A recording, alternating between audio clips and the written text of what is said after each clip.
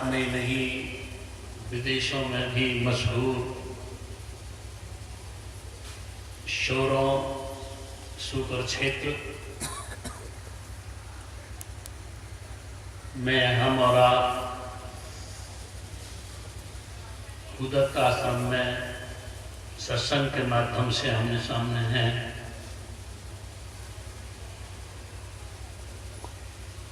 अध्यात्म की नगरी कहें, स्रोत कहें, शोरों में विभिन्न प्रकार के मत संप्रदायों का सत्संग आयोजन होता ही रहता है। बड़ी पवित्र भूमि है और प्राचीन काल से आज तक जो भी संत महात्मा दुनिया में हुए और उन्होंने अपनी जिंदगी के अनुभव करके जो भी मानव के कल्याण की श्रेष्ठ शिक्षाएं हैं, उपदेशनाएं हैं, वो सत्संग के माध्यम से, धर्म ग्रंथों के माध्यम से, परंपराओं के माध्यम से, मान्यताओं के माध्यम से हम तुम तक पहुंच रही हैं। बस हर महापुरुष का उद्बोधन यही होता है कि आत्मा का कल्याण कैसे हो, और उसके लिए जो भी मुफीद शिक्षाएं होती हैं वो हम तुम सबको पहुंचाई जाती हैं। हम हिंदू संस्कृति के मातहत जीवन जीते हैं और हमारी संस्कृति ये दोहराती चली आई है कि यह जो हम इस मनुष्य शरीर में बैठे हैं यही हमारा शरीर नहीं है, यही हमारा जीवन नहीं है, यही हमारा भविष्य नहीं है या भूतकाल नहीं है। हम न जाने परमात्मा के ज़हूर से कब से, कितने युगों से, कितने योनियों में जन्म लेते चले आए हैं, और जिस भी योनि में आते हैं, चाहे वो निम्न दर्जे की योनि है, चाहे वो उच्च दर्जे की योनि है, चाहे वो कीट या कर्म दर्जे की योनि है, सभी योनियों में हम कर्म करते हैं। शरीर धारण करके हम कर्म करते हैं और अपने किए हुए कर्म का फल हम शरीर धारण करके ही भोगते हैं। जो भी हम शरीर धारण करते हैं उनमें कुछ हमारे प्रारब्ध कर्मों का समावेश होता है, कुछ हम वर्तमान में नए कर्मों का बीजारोपण करते हैं और कुछों को हम संचित करते चले जाते हैं। यही सिलसिला हमारा होते होते होते होते इस शरीर में आ गया है, जिस शरीर में हम और तुम बैठे हैं। पता नहीं इस शरीर में हम किस शरीर से आए हैं, किस क्षेत्र से आए हैं, किन संबंधियों में से आए हैं, किन मान्यताओं में से आए हैं और किन किन धारणाओं में से आए हैं। कोई पता नहीं। कहां से घूम के फिर के हम इस शरीर में आ गए हैं, और इस शरीर में भी यह जो हमारे स्थान है जहां हम जन्म लेते हैं, यह जो हमारे माता पिता हैं जिनके यहाँ हम जन्म लेते हैं, यह जो हमारे संबंधी हैं, जो हमारे परिवारी हैं, ये कहां से गुजरते गुजरते हमारे आसपास आ गए हैं। और इन सब से हमारा संबंध कोई पूथला नहीं है, कोई नया नहीं है, कोई अस्थायी नहीं है। इन सब के पीछे हमारे प्रारब्ध कर्मों का समुच्चय है, प्रारब्ध कर्मों की ही उपस्थिति है। प्रारब्ध कर्म ही हम एक दूसरे को सबसे जोड़े हुए हो।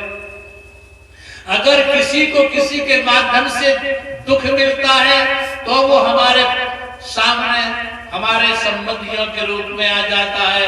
किसी से सुख मिलता है तो वो हमारे आसपास इर्द गिर्द आ जाता है। किसी से हमको मान मिलता है, किसी से हमको सम्मान मिलता है, किसी से हम जो भी प्राप्ति होती है वो सब उसकी पूर्ति करने के लिए आते हैं।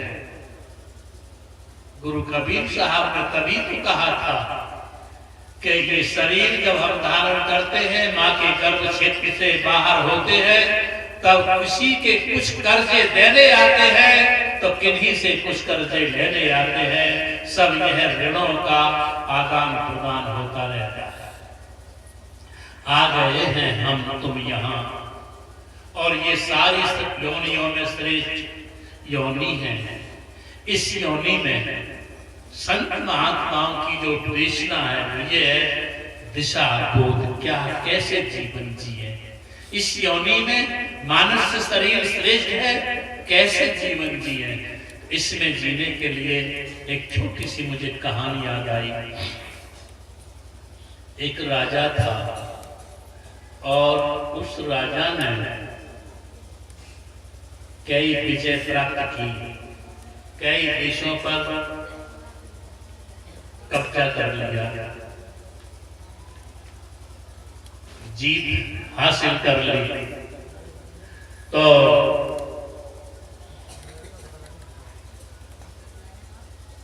वह विजेता बन गया तो खुशी में और किसी धर्म नगरी में तीर्थ करने गया।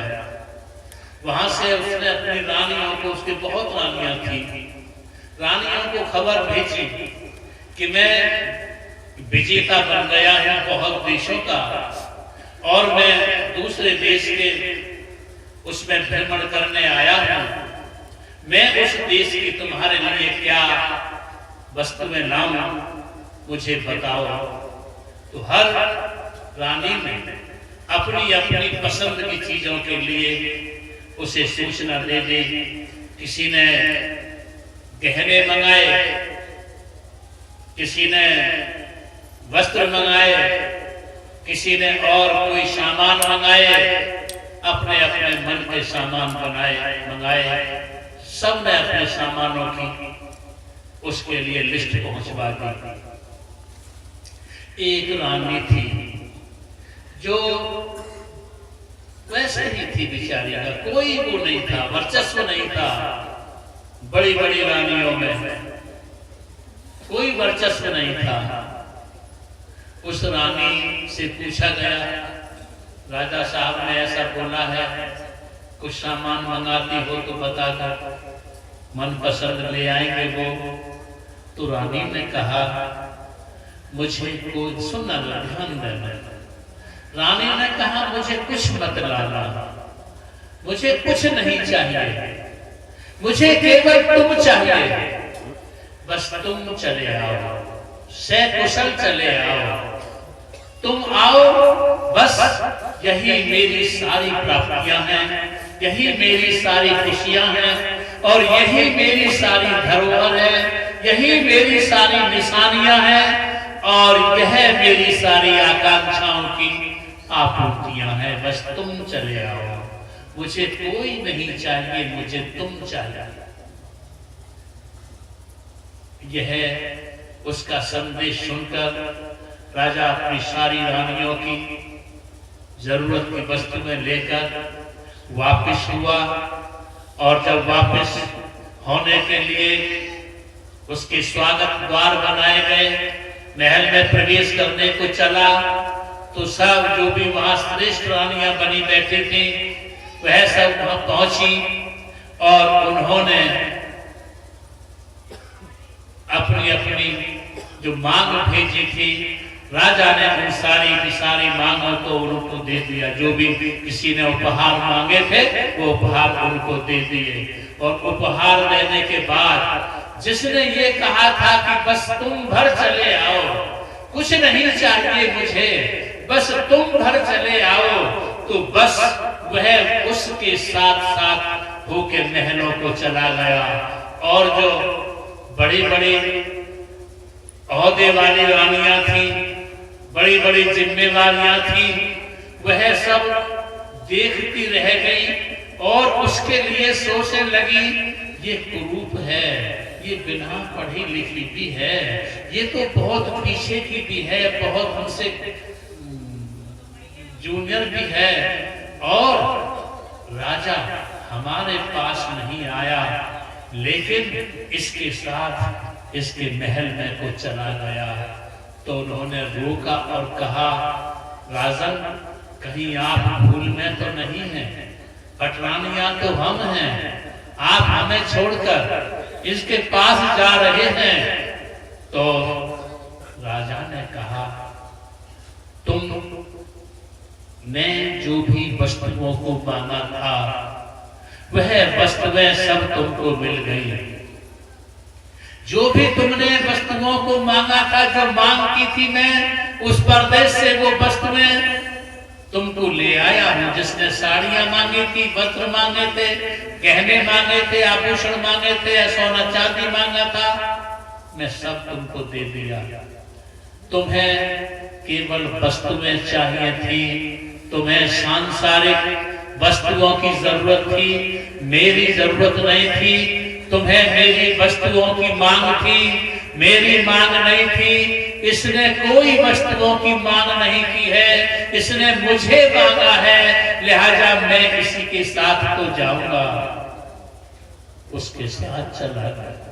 बस ये कोई कहानी नहीं सुना रहा हूं मैं आपको, मैं इस कहानी के माध्यम से संत महात्माओं के उस उद्बोधन को दोहरा रहा हूं कि जब हम इस दुनिया में आते हैं तो जो कुछ भी ये शरीर लाते हैं, संबंधी लाते हैं, स्थान लाते हैं, अन्य जो कुछ भी उपलब्धियां पद लाते हैं, ये सब हम प्रारब्ध कर्म के अनुसार लाते हैं। कोई अंधा होता है, कोई लंगड़ा होता है, कुरूप होता है, रोगी होता है, कोई कुछ होता है, कोई दुखों में ही जीता चला जाता है, कोई सुखों में जीता चला जाता है। इसमें किसी का कोई भी कुछ नहीं उद्धार होता है। ये सब उसके किए हुए कर्मों का परिणाम उसके सामने होता है। कोई परमात्मा उसका दुश्मन नहीं है कि जो किसी के कर्मों का परिणाम दूसरे के सामने रख देगा। हर परमात्मा हमारे कर्मों का रूप ही हमारे सामने पेश करता है। ये शरीर मिला है, अंधा मिला है, लंगड़ा मिला है, कुरूप मिला है, दुखी हो सुखी हो, यहाँ पर संबंधी ऐसे मिल गए हैं जो तुम्हारे नरक को स्वर्ग बना देते हैं, संबंधी ऐसे मिल गए हैं जो तुम्हारे स्वर्ग को नरक बना देते हैं, तुम्हारे ऐसी संतान आ गई है जो तुमको दिन रात दुखी कौंधती रहती है, तुमको ऐसे मिल गई है कि जिससे तुम सुख महसूस करते हो। ये सब तुम्हारे प्रारब्ध कर्मों का समुच्चय है और जो करियाए हो वो तुमको मिलेगा। इसमें दुनिया का कोई भी प्राणी या कोई भी तंत्र, कोई भी मंत्र, कोई भी युक्ति इसमें हस्तक्षेप करके परिवर्तन रूपांतरण नहीं कर सकता है। तुमको तुम्हारा मिलेगा, लेकिन इन चीजों में किस जन्म में, जिस जन्म में भी तुम रहे होगे, जिस योनि में भी तुम रहे होगे, वहां तुमको पत्नी भी मिली होगी, पति भी मिला होगा, पुत्र भी मिले होंगे, संतान पुत्रियां भी मिली होंगी, संबंधी भी मिले होंगे, सब मिले होंगे और रोटी भी मिली होगी। तुमको खाना भी मिला होगा, तुमको और रहने के लिए स्थान भी मिला होगा, सब कुछ मिला होगा। लेकिन ये मनुष्य श्रेष्ठ योनि हमको मिली है, ये तो सब कुछ मिलेगा ही, सब मिलेगा जो हम कर आए हैं, हमारा किया हुआ हमारे सामने आएगा। लेकिन कबीर साहब ने जो कहा, कबीर गुरु की भक्ति कर तज विस्यारस चौज, बार बार ना पावही मानुष जन्म की मौज।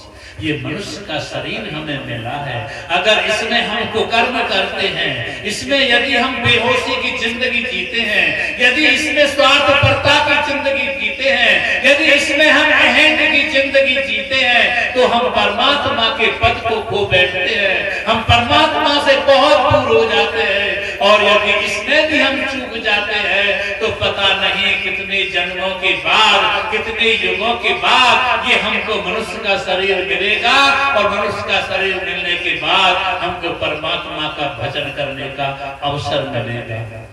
और अन्य किसी योनि में परमात्मा का भजन करने का अवसर हमको नहीं मिलता है। परमात्मा का भजन करने का अवसर हमको इसी योनि में मिला है।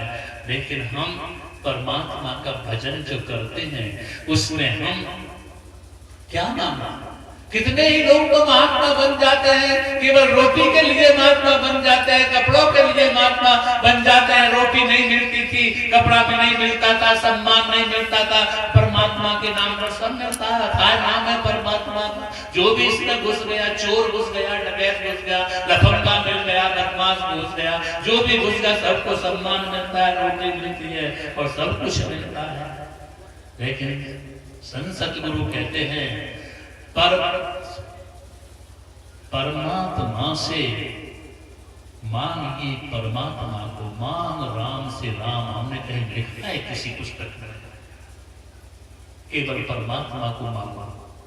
परमात्मा को मांगोगे तो तुम व्यर्थ के कुकर्म करने में जो जीवन बिता देते हो, व्यर्थ की बकवास करने में जो अनाप शनाप ना मर्यादा देखते हो, ना ही शिष्टाचार देखते हो, ना सभ्यता देखते हो, ना अपना कर्तव्य देखते हो, लेकिन स्वार्थपरता में, अहंता में अंधे हो जाते हो, बेहोश हो जाते हो, परमात्मा को भूल जाते हो और चीजों में रमण जाते हो। ऐसे लगता है जैसे ये जीवन जो मिला है हमें बस इन्हीं बातों के लिए, कुकर्मों के लिए ही मिला है।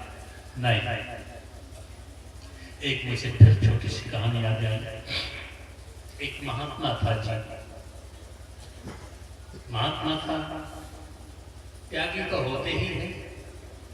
आज छोटी सी वस्तु त्यागने में बड़ा जोर करता है आदमी, बहुत जोर करता है, यहाँ तक कि और दूसरों की छीन करके पेट भरने में लगाया, दूसरों का मुफ्त का मिल जाता है, वैसे ही मुफ्त का मिल जाता है। उसी ने अपनी अक्लमंद नहीं समझता है, उसी ने अपनी योग्यता समझता है, उसी ने अपनी दबंग नहीं समझता है, किसी भोले भाले सीधे संत कर लेता है और फिर बड़ा खुश होता है, मैंने उसका बेवकूफ बना के ये कर दिया।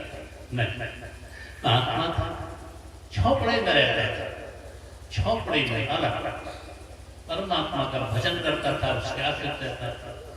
एक बार चोर आए, और जो चोर आया, ठंड का मौसम था, उसका कहीं तुक्का नहीं लगा, तुक्का नहीं लगा तो वो उन्हें महात्मा की देखे टूटी में क्या आया, जिसकी को झगोड़ गए, तो बस महात्मा का कंबल पड़ा था वहां, चलो ऐसे ही ले चल गए, ठंड तो बचेगी। महात्मा के कंबल को लेके चोर चला गया। सुबह को दिन निकला, महात्मा ने सोचा कानून कहता है चोरी हो गई है, क्यों न पुलिस में सूचना देते। महात्मा थाने को चल गया, रिपोर्ट दर्ज करा। चोर ने कहा जैसा कि आजकल लग रहा है हिसाब, चोरी होती है 1000 रुपए के लिखवा देते हैं और ज्यादा की, ताकि जो बहुत से उनकी नौकरी लगती है, चपरासी की गांव में आकर बता देते हैं बड़ा बाबू, क्योंकि इसके जब फरोग मिलेगी तो बड़ा सम्मान मिलेगा, मैं पढ़ा रहा हूँ। तो चोर भी पीछे पीछे हो लिया कि देखे ये बाबा क्या कहेगा, थाने में जाकर क्या कहेगा। बैठे थे वहां क्लर्क मुंशी जी, सामने रिपोर्ट दर्ज कर लो, क्या हो गया बाबा, मेरी चोरी हो गई शायद, तो लिखवाने लगा, लिखवाओ बाबा। तो बाबा लिखवा रहा, शाम मेरा जो मेरी रजाई चला गया, मेरे गद्दा चला गया, मेरा टोप चला गया, मेरा पैंट चला गया, शाम मेरा कोट चला गया, साहब मेरा बिस्तर चला गया, साहब मेरा क्या बताऊं, मेरे जूते चल गए, साहब मेरे हाथों के वो दस्ताने चल गए। अरे बड़े बाबा वो सामान जान ले। चोर भाग पीछे खड़ा खड़ा सुन रहा था क्या लिखवा रहा है बाबा। जब उसने लिखवाया ये तकिया चला गया, मेरा रजाई चली गई, मेरा गद्दा चला गया, मेरा टोप चला गया और मेरा सब चला गया। तो चोर ने वो कंबल सलासा था बेचारे का, वो चोर ने कहा ए दरोगा जी ये सब झूठ बोल रहा, ये इसने चोरी की, ये लोग इसे देखो, इसे झूठ बोल रहा है, महात्मा होकर झूठ बोल रहा है। जब महात्मा ही झूठ बोलेगा तब बताओ सत्य सत्य बोलेगा कौन। ये इसका गया था, मैं ही चोर हूं साहब। दरोगा जी ने उस बाबा से, बाबा ले कंबल को चल दिया बाहर को, थाने से बाहर चल दिया। दरोगा जी ने कहा बाबा सुनो, तुमने पुलिस को गुमराह किया, तुमने झूठी रिपोर्ट क्यों लिखाई। उसने कहा दरोगा जी मैंने झूठी रिपोर्ट नहीं लिखाई। फिर इतना सामान का चोर बता रहा है कि बस ये था। उसने कि साहब मैंने झूठी रिपोर्ट नहीं लिखाई, मैंने सच्ची रिपोर्ट लिखाई है। ये कंबल यही मेरा तकिया है, जब मुझे तकिया लगाने की बात होती है इसे सर के नीचे लगा लेता हूँ। ये मेरा गद्दा है, जब गद्दे की बात होती है इसे बिछा लेता हूँ। यही मेरी रजाई है और यही मेरा टोप है, जब सिर तक इसे ओढ़ लेता हूँ यही मेरा टोप है और यही मेरे दस्ताने हैं जब मैं हाथों को दाम लेता हूँ। और साहब मेरा यही सब कुछ तो वहीं एक किनारे पर महात्मा बैठा था दूसरा। उसने कि हो आज ये कंबल इस आदमी का सब कुछ है, बिस्तर है, गद्दा है, रजाई है, टोप है, कोट है, पैंट है और सब कुछ है। अगर आदमी अपना परमात्मा को सब कुछ मान ले, परमात्मा को सब कुछ मान ले, तो ये हमारे संस्कार, ये हमारी सभ्यता, ये हमारे शिष्टाचार, ये हमारी संस्कृति और ये हमारे जीवन की वास्तविकता जो हम आज मुंह मुंह में परमात्मा का नाम करते हैं, केवल मुखार बिंद से परमात्मा का भेष धारण कर लेते हैं केवल कहने के लिए, लोगों को दिखाने के लिए, लेकिन अंतःकरण में जो हमारा होता है वो एक दूसरा रूप होता है। अंतःकरण में ये नहीं होता, अंतःकरण दूसरा रूप होता है। अगर देखा जाए तो ऐसा रूप होता है कभी कभी कि जिन्हें हम बुरे लोग कहते हैं, मनमुख कहते हैं, उनके चरित्र बहुत अच्छे हैं। तो परमात्मा जिसको हम मान लेते हैं किसी भी रूप में हम स्वीकृति दे देते हैं। कुछ ने अंतर्मुखता पे ध्यान दिया है, कुछ ने बहिर्मुखता पे ध्यान दिया है, लेकिन घूम के फिर के जब पूरा गुरु मिल जाता है, गुरु नानक देव जी ने कहा है कि पूरा सतगुरु पाइया पूरी पाई जुक्त, हसंदियां कलंदियां कवंदियां पे चुपाई। जब पूरा सतगुरु मिल जाता है तो हमारे पूरी युक्ति हाथ आ जाती है, वो हमें बाहर से समेट करके अंतर्मुख कर देता है। और body is the temple of God, ये शरीर ही परमात्मा का मंदिर है और परमात्मा शब्द स्वरूप है, परमात्मा प्रकाश स्वरूप है, ज्योति स्वरूप है। हमारे सबके भीतर बिना भेदभाव किए हुए हिंदू के अंदर, मुसलमान के अंदर, ईसाई के अंदर, पारसी के अंदर, अवर्ण के अंदर, सवर्ण के अंदर, काले के अंदर, गोरे के अंदर, स्वदेशी के अंदर, विदेशी के अंदर, स्त्री के अंदर, पुरुष के अंदर, बूढ़े के अंदर, बच्चे के अंदर, सब के अंदर बिना भेदभाव किए हुए प्रकाश स्वरूप है, शब्द स्वरूप है। किसी पूरे गुरु के पास जाओ और उससे अपने भीतर ही शब्द स्वरूप और ज्योति स्वरूप परमात्मा के सानिध्य करने का, एकीकरण करने का, विलीनीकरण करने का सूत्र खोजो और उस सूत्र के द्वारा जो सतगुरु कहते हैं कि वो तुम्हारे भीतर बैठा प्रतिपर हुंकार रहा है, उस आवाज को सुनो। अब इन बाहर की आवाजों में हम अपने भीतर की आवाज को भूल गए हैं। हम बाहर की चकाचौंध में हम भीतर की रोशनी को भूल गए हैं। बस अंतर आ जाओ। और जब भजन करना शुरू कर देते हैं, अभ्यास करना शुरू कर देते हैं, सेवा करना शुरू कर देते हैं, परमात्मा के प्रति समर्पित होना शुरू कर देते हैं, तो हमारा जीवन बदल ही जाता है। हमारा जीवन और तरह का हो जाता है जब हम एक और तरह के आदमी नहीं होते। और जब तक हम भजन नहीं करते, ध्यान नहीं करते, अभ्यास नहीं करते और उसको अंतर्मुखता पर संतों के वचनों को ग्रहण करने का प्रयास नहीं करते, तब हम और ही होते हैं। तब हम गुरुमुख नहीं होते, सत्संगी नहीं होते, तब हम मर्यादा को भंग करने वाले होते हैं। बस मैं ज्यादा लंबी बात नहीं करूंगा, आपसे कुछ अपील ये करूंगा, शराब न पिए, मांस न खाएं, जुआ न खेले, व्यभिचार न करें, ऐसा कोई कुकर्म न करें जो तुमको या तुम्हारी औलाद को भोगना पड़े। परमात्मा ने जो तुमको दिया है, जिसे तुम कर चुके हो, वो तुमको मिलते रहेगा। और बैठ की भाग दौड़ में जो हम नए बीजारोपण करते फिरते हैं, यह आज नहीं तो कल और कल नहीं तो परसों हमारी औलाद को भोगना पड़ेगा, हमको भोगना पड़ेगा। हमारे जिन साथियों के मिलकर इस कर्म को करते हैं, उन साथियों को भी भोगना पड़ेगा। कोई भी कर्म आज तक ऐसा नहीं रहा है जिसके पीछे फल छिपा हुआ न हो। हर छाया की भांति जैसे हर मनुष्य के साथ उसकी छाया चलती रहती है, ऐसे ही प्रत्येक कोई हुए कर्म के पीछे उसका फल छिपा हुआ होता है। देर हो जाती है, घास फूस के बीज पर बहुत जल्दी फल आ जाता है और सब्जियों के बीज पर 4-6 महीने में फल आ जाता है। कटहल और आम के बीज पर 10 साल में फल आता है। फल देर से आने का मतलब हमें ये नहीं लगा देना चाहिए कि निर्मूल हो गया है एक कर्म का भी। नहीं, आएगा। हो सकता है आज तेरी मगरूरी में, आज तेरी जवानी में ये कर्म दब रहा हो, लेकिन जिस दिन तू असमर्थ होगा, तेरी मगरूरी दूर होगी और तू असहाय हो जाएगा, असमर्थ हो जाएगा, तब ये तेरा किया हुआ उभरे और तू फिर श्वास भी न निकाल सके। इसलिए संत सतगुरु कहते हैं, ऐसे कर्म करके जियो जो तुमको और तुम्हारे आने वाले आश्रितों को जो अच्छा बुरा न भोगना पड़े।